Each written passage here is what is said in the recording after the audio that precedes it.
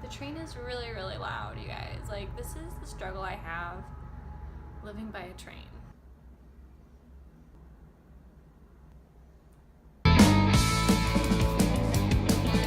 Hey everyone! I'm going to give you guys an update on my book writing experience. For those who don't know, I am writing a young adult fantasy book, and I have never written a book before, but I have this book in my mind, and it's been on my mind for like a year and a half, and I just really want to actually write it down and do something about it. I have been vlogging my experience for the past month or so. I think it's been almost a month. So I really started thinking about this book in March of 2017, though the idea came to me around January of 2016. It is currently July 24th, 2017. In my last video, I talked about how I need to start writing every single day because that was the struggle I was having. I would say I did pretty good with that for about 2 to 3 weeks.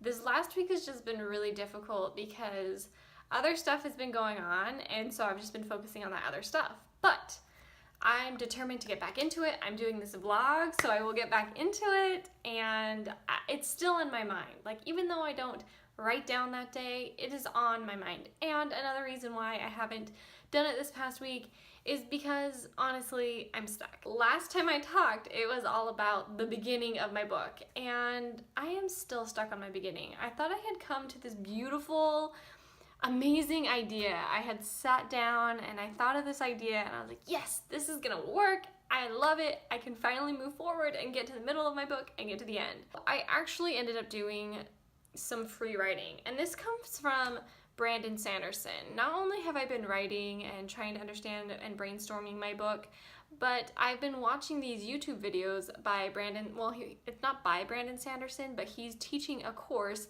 at BYU, and he teaches it every year. So they decided to record those courses and they posted them on YouTube. And so there's 10 episodes, and I'm on like episode 7, I think. And it's so awesome. So I've been really applying what he's taught us. And like the very first one, he really goes into how you could be an outliner and how you could be a discovery writer, but you need to be able to use both. Like, you could use both of those tools when writing. And I just felt so confident that I was an outline writer, and that's what I need to do. I need to outline for possibly years, but I kind of miss just writing.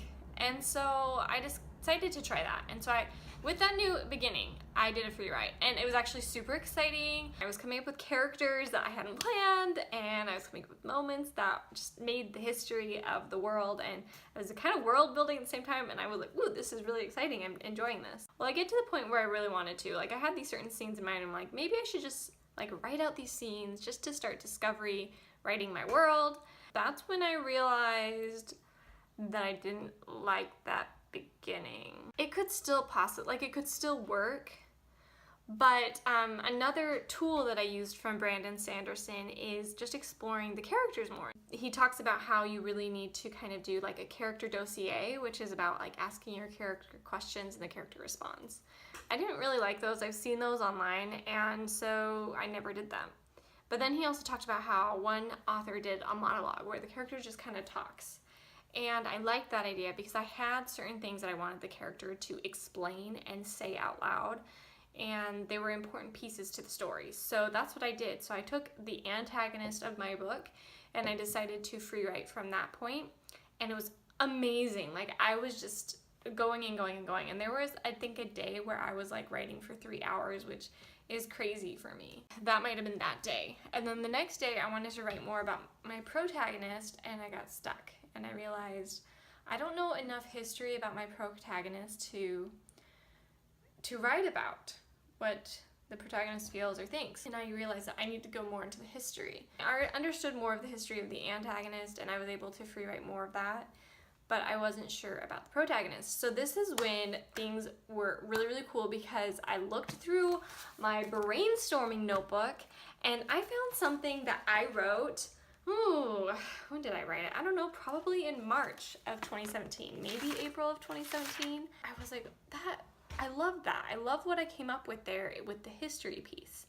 And then boom, I was like, what if that just recently happened? And if it just recently happened, then this could happen, and this could happen, and it lays everything perfectly. And it really changed my whole idea of the protagonist, but not really. Like, it really works so well.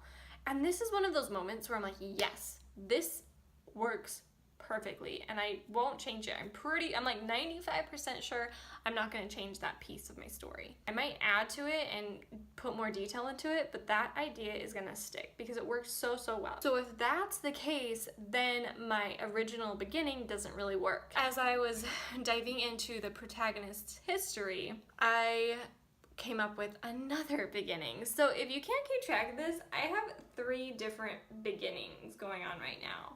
It's really difficult to figure out which one works, and that's what I've been stuck with the last week. It really has to drive kind of the story. Like, there needs to be this conflict with the main character and the setting and where I put the main character.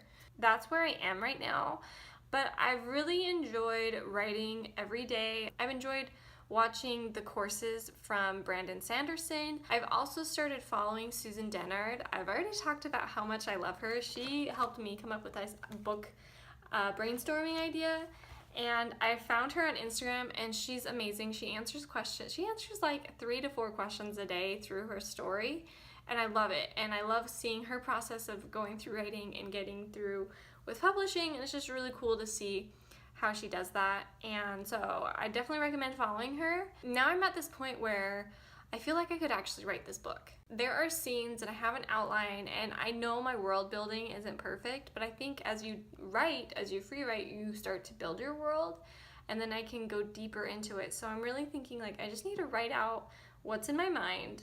It's gonna be terrible.